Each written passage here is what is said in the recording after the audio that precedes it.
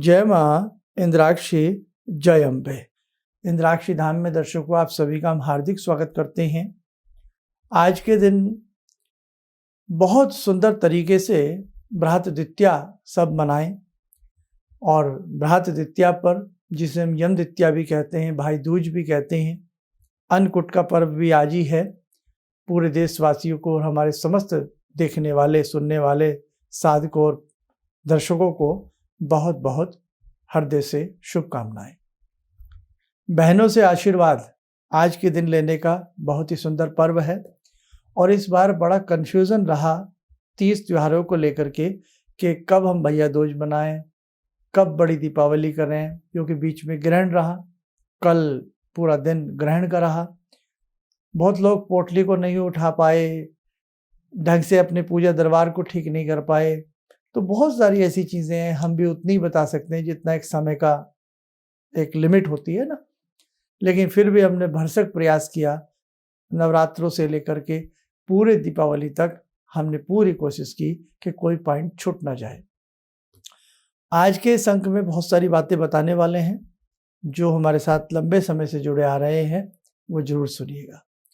आइए पहले हम पंचांग देखें। 26 अक्टूबर सन 2022 दिन बुधवार का दिन है आज। और आज बुध जो हैं राशि परिवर्तन भी कर रहे हैं। कन्या राशि अपनी राशि से निकल करके तुला राशि में प्रवेश कर रहे हैं। सूर्य के साथ जाकर के बुध आदित्य योग बनेगा और कहीं ना कहीं ये समय, ये बुध के जो प्रभाव है और उसका जो बदलाव है वो कहीं ना कहीं आम जनता के लिए सही जा सकता है। कार्तिक का महीना, कृष्ण पक्ष, संवत 2079, तिथि प्रतिपदा। आप देखो अभी सुबह 7 बजे हमारा ये कार्यक्रम आता है, अभी प्रतिपदा है और प्रतिपदा रहेगी 2:40 तक। उसके बाद यम द्वितीया प्रारंभ हो जाएगी, बृहत द्वितीया। भैया दूज का क्या शुभ समय रहेगा वो भी हम आपको बता देंगे। सारी चीजें बहुत अच्छा आज का अंक है, ध्यान से सुनिएगा। नक्षत्र स्वाति, राहु काल 12 से 1:30, दिशा सूल उत्तर पूर्व दिशा। सबसे पहले हम भैया दूज की बात करें। अन्नकूट भी आज है। कुछ लोग अन्नकूट कल कर रहे हैं, लेकिन कल मुझे नहीं लगता किसी दृष्टि से शुभ है। कायदे में क्या है, अन्नकूट आज ही बनता है क्योंकि दीपावली से अगले दिन अन्नकूट होता है, अगला दिन ग्रहण का रहा। अब अगले में अगला भी जाना और कल तो मतलब ही नहीं उठता। कल तो द्वितीया है, कल द्वितीया है। आज द्वितीया 2:30 बजे 2:40 के बाद द्वितीया प्रारंभ हो जाएगी और कल 1 बजे के बाद तृतीया लग जाएगी। तो बताइए फिर। खैर, अब ज़्यादा समझाना भी सही नहीं है। जो समझदार हैं वो समझने का प्रयास करें। आज अन्नकूट भी आज ही है। अन्नकूट कब तक है भाई? 2:30 बजे तक आप अन्नकूट बनाओ। अन्नकूट तो वैसे ही लोग जो होता है सुबह सुबह मंदिरों में भंडारे, ये सारी चीज़ें हो ही जाती हैं। और यदि गोवर्धन और सारी चीज़ें बहुत अच्छे से पूजना चाहते हो तो शाम को भी आज कर सकते हो।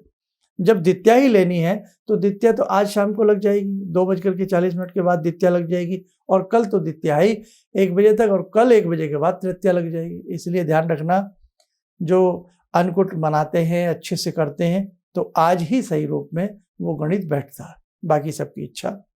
अब हम बृहत द्वितीया की बात करते हैं, यम द्वितीया की। यम द्वितीया खास तौर से जो दूज का पर्व है, भाई दूज का पर्व है, वो अपराह्न में यानी कि दोपहर में, मध्य के समय में मनाया जाता है। अमावस्या में द्वितीया नहीं ली जाती। कई बार प्रतिपदा का हास होता है तो उसका फिर हिसाब अलग लगता है। लेकिन आज बहुत प्योरिटी के साथ ये द्वितीया है।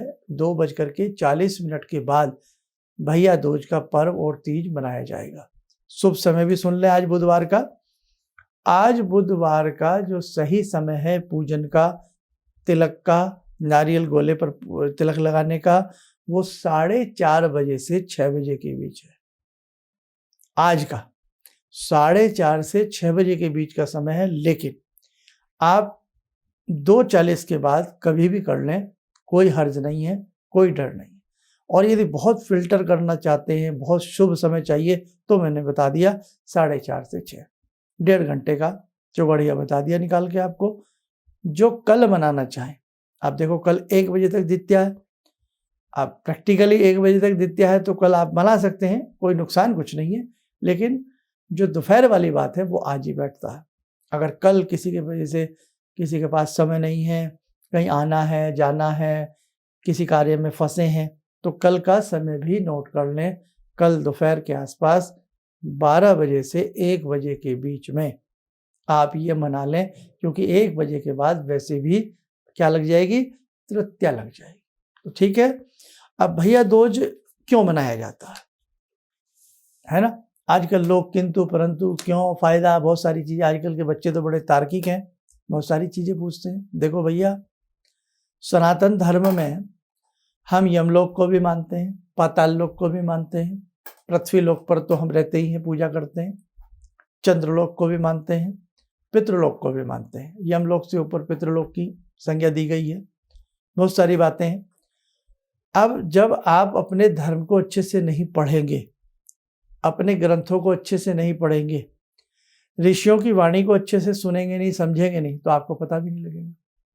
हर धर्म अपने धर्म के प्रति पूर्ण कट्टरता रखता है, अच्छे से अपने धर्म को निभाता है, लेकिन हमारे हिंदू धर्म में बहुत कटाव आ रहा है। और सबसे पहली बात तो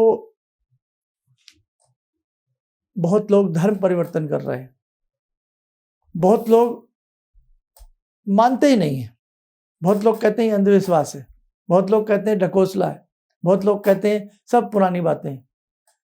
हिंदुओं में इतनी सारी चीजें आ गई हैं, और उसके बाद भी हमारे में जो पंचांग हम आपको सुनाते हैं, बताते हैं, जो रए से हमारे हिंदू मानते हैं, उन्हें हम डरा दें। मेरी बात ध्यान से सुनना, उन्हें हम डरा दें, कल करोगे तो विनाश हो जाएगा, परसों करोगे तो ये हो जाएगा, आज ये करोगे तो आज जिंदगी बदल जाएगी। तो ऐसा नहीं होना चाहिए।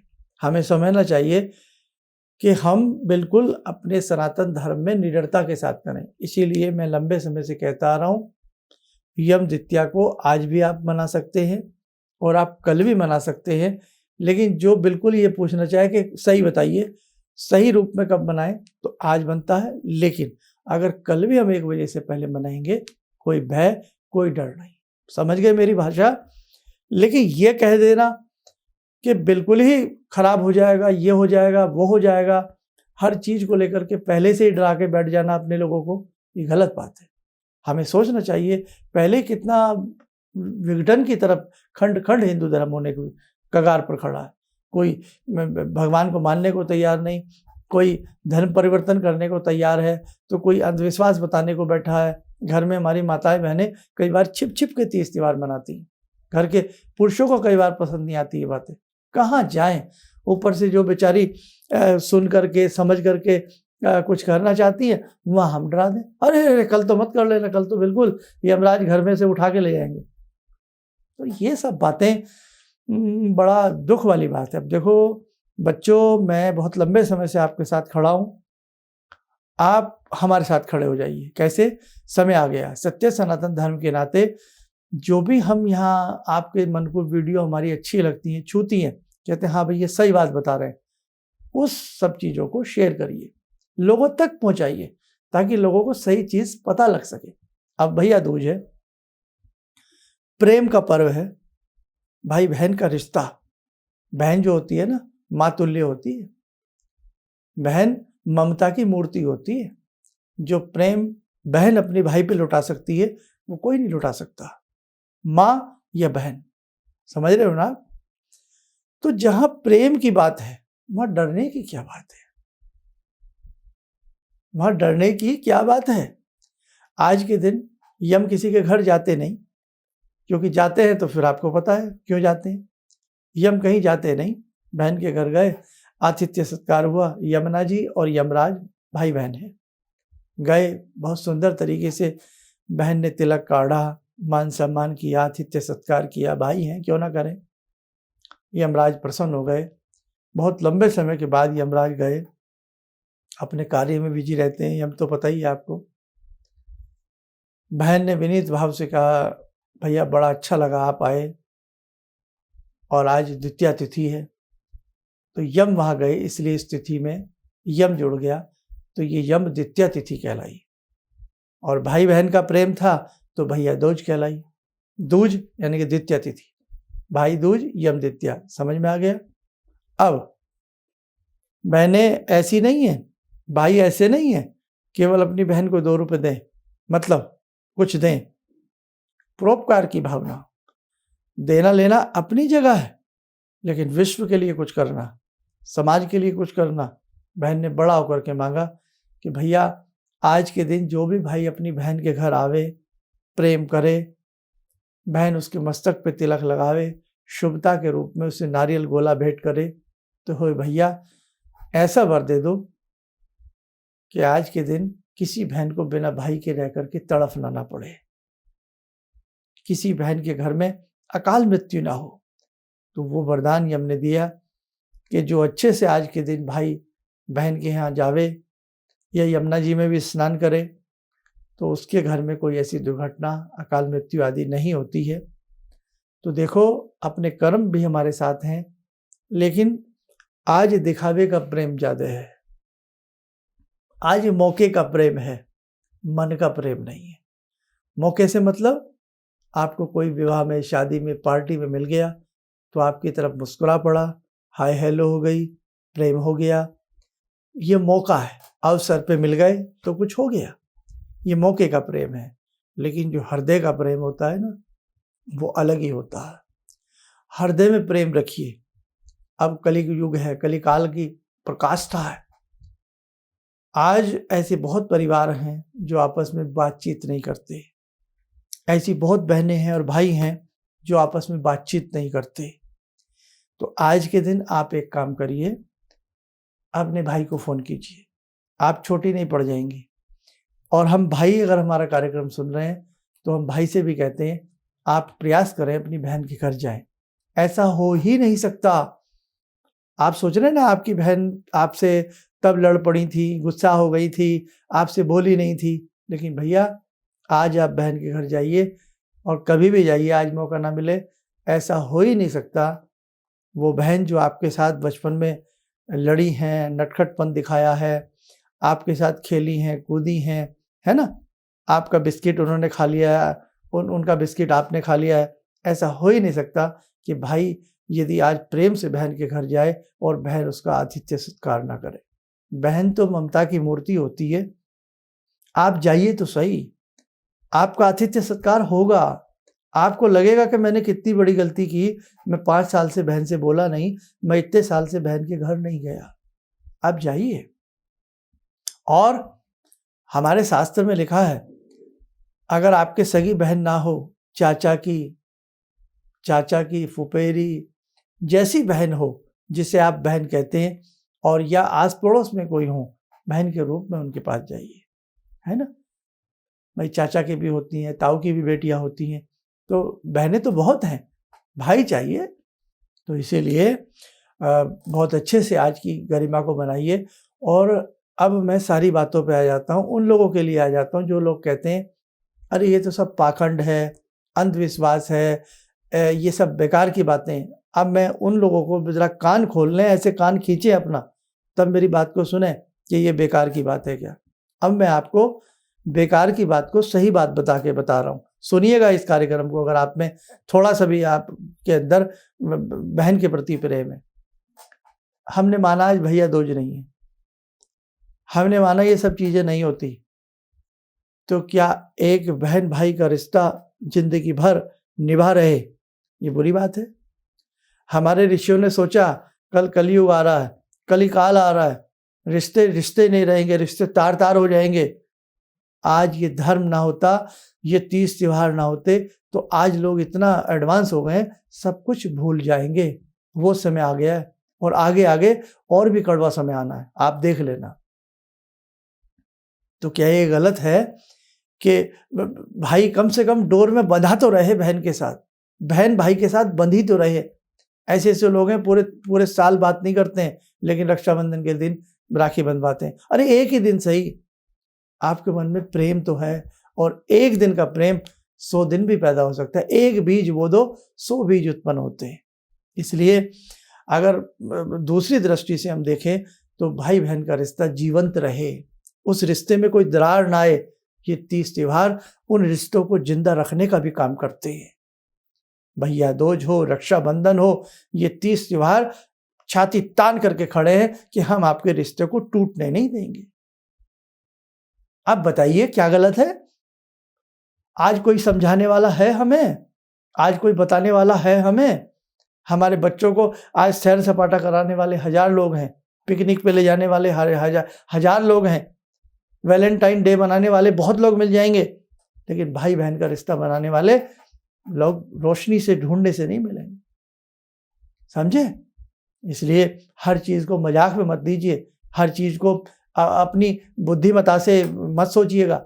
जो शास्त्रों में ऋषियों ने लिखा है उसको भी सोचने समझने का प्रयास कीजिएगा। खैर, ज्यादा नहीं कहता, आप लोग नाराज भी जल्द होते हैं। समझाने का प्रयास करता हूँ, हर तरीके से समझाने का प्रयास करता हूँ। बड़ा पवित्र रिश्ता है भैया, इसलिए ऋषियों मुनियों ने ग्रंथों में लिख डाला कि भ्रातृद्वितीया आएगी तो भैया चले जाना, रक्षाबंधन आए तो भैया मना लेना, है ना। तो भैया ये 30 त्योहार ही धर्म को टिकाए हुए हैं, बस स्तंभ है ये हमारे धर्म का। खैर, तो बहुत अच्छे से सब कुछ करिएगा। और अब हम एक बात और बता दें आपको, जो लोग जैसे डर रहे थे हम पोटली नहीं उठा पाए, ग्रहण आ गया, तो भैया कोई बात नहीं, आज सुबह नहा धो करके सारा कार्य कर लीजिएगा, अच्छे से कर लीजिएगा। और अब हमें और आपको मिल करके आगे बहुत कुछ करना है, बहुत कुछ करना है। आप हमारा साथ दीजिए। साथ कैसे? जितनी भी हम इस प्रकार की वीडियो आपको देते हैं, डांट के, धमका के, प्रेम से, भैया बाबू मुन्नी करके, उन्हें आगे तक बढ़ाइए ताकि लोग धर्म के मर्म को भी समझ सकें और उस धर्म पर चलने का हमें क्या लाभ है वो भी समझ सकें। ठीक है, अब समय हो चला है ध्यानमाला का। आइए जुड़ते हैं। वो भक्त वत्सला, वो जगजननी समस्त विश्व का कल्याण करे। ॐ सिन्दूरारुणविग्रहां त्रिनयनां माणिक्यमौलिस्फुरात् स्तारानायकशेखरं स्मितमुखी वापेन वक्षोरुवां पाणिभ्यामलपूर्णरत्नचषकां रत्नोत्परां बिभ्रति सौम्यां रत्नघटस्थरक्तचरणां ध्यायेत्पराम् अम्बिकां खड्गं चक्रगदेषु चापपरिगान् शूलम्बुशोण्डिं शिरा शङ्खं संदधतीं करे स्त्रीनयनां सर्वाङ्गभूषावृतां नीलासमद्युतिमास्य पाददशकां सेवे महाकालिकां यामास्तो स्वपितैहरो कमलजो हन्तुं मधुं कैटवं विद्युद्दामसमप्रभां मृगपते स्कन्दस्थितां भीषणां कन्या विहकरवालखेटविलसा धस्ताविरासेवितां हस्तैश्चक्रगदाशिखेटविशिखां चापं गुणं तर्जनीं विप्राणामलिलात्मिकां शशिधरां दुर्गां त्रिनेत्रां भजे। कवच बना लें, ध्यान करें। सभी के ऊपर ममतामयी, करुणामयी भगवती का सुवासीस बरस रहा है।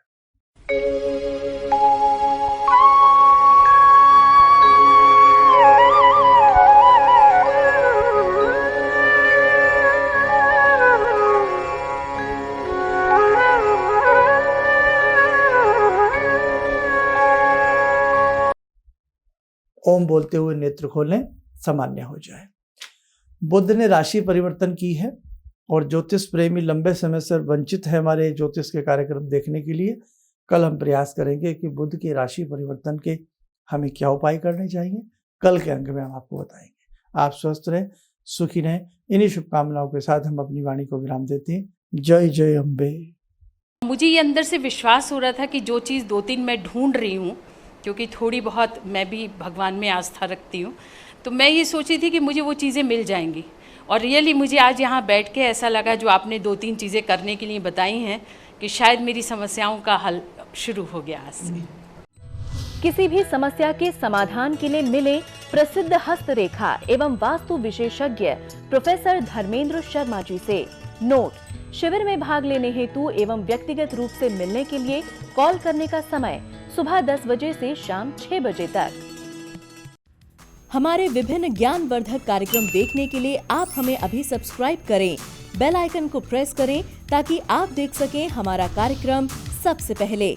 और अधिक जानकारी के लिए फेसबुक पेज को लाइक करना न भूलें।